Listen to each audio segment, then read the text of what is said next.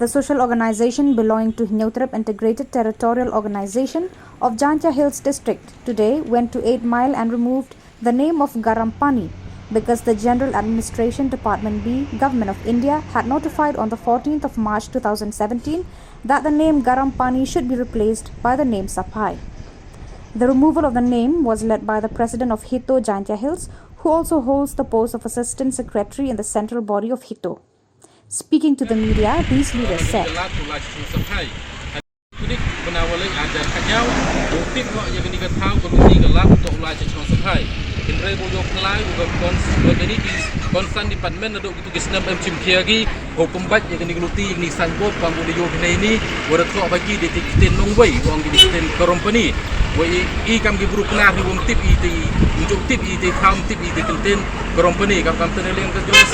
Negasngi the one ni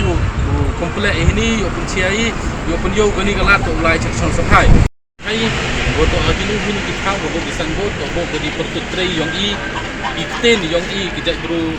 nyau trip yong i the while di konsan department upan siu chim kiagi ngai open do pendam open im chwai ga kiten yong i wonto ubo i de kiten no way di ha ya di ku ni kam kesenyi Upan ini juga ketin penrai ke yong i untuk upan nek untuk upan hai le untuk penak kemai ya ketin nongwei.